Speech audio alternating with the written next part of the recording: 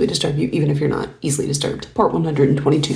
On January 6, 1995, MacArthur Wheeler and Clifton Earl Johnson robbed 2 banks at gunpoint without attempting to disguise themselves at all.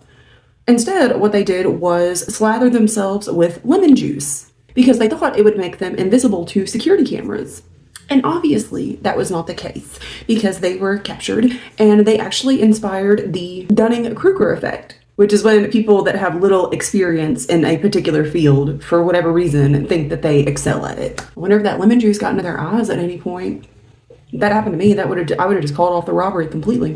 Or, maybe like not set up a robbery in the first place, but that's just me. The Dani tribe in Indonesia practices finger amputation in mourning. They cut off portions of their fingers when a loved one dies.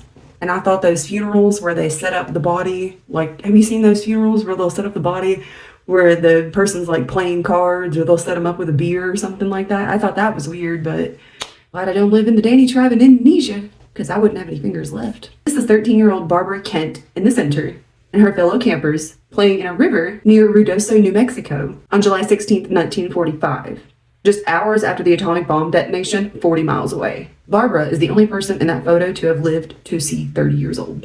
In 1966, 17-year-old Frances Viola was kidnapped and held captive for 8 days. She was repeatedly raped by her captor in an attempt to force her into a rehabilitating marriage, as was custom at the time. She refused to marry her rapist and was the first woman in Italy to do so. 1966. Wasn't that long ago. On October 10th, 2004, Irina Asher, who had been spending time with a new boyfriend, called the police because she said she felt scared and uncomfortable and that she was being pressured into sex. The police, even though they had the resources to send a squad car out to her, instead sent a taxi out to pick her up because they said that they got a lot of calls from, drunk people just wanting a free ride home. The taxi ended up going to the wrong address and not picking her up. Asher was later found wandering the streets, and a couple that lived in the area invited her into their home. She left their home around 1 a.m. and was subsequently spotted by several people, semi-clothed and walking towards the beach. She ran off when she was approached, and she has not been seen since. Irina had been diagnosed with bipolar disorder, and her father, Mike, went missing in 2023, only to be discovered 3 days later having died from a heart attack. All of that because y'all didn't want to spare a cruiser. The poor girl and her poor family. This is not so much a disturbing fact, but more of like a life-saving tip. So if you get carjacked and they're in your passenger seat with a gun to your head telling you to drive that car right into a fucking building. Because if you let them take you to a second location, I can almost guarantee you that you're going to wish that they would have just killed you immediately. If someone's trying to snatch you out of a, restroom or something, and they tell you not to make a noise, make all the noise that you can. Scream. Shout a bunch of cuss words.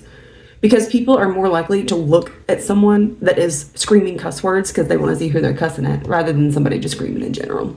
But if you do end up getting kidnapped, one of the best things that you can do is pretend you have Stockholm Syndrome. So act like you're in love with your captor. Act like you have real feelings for them. Try to relate to them.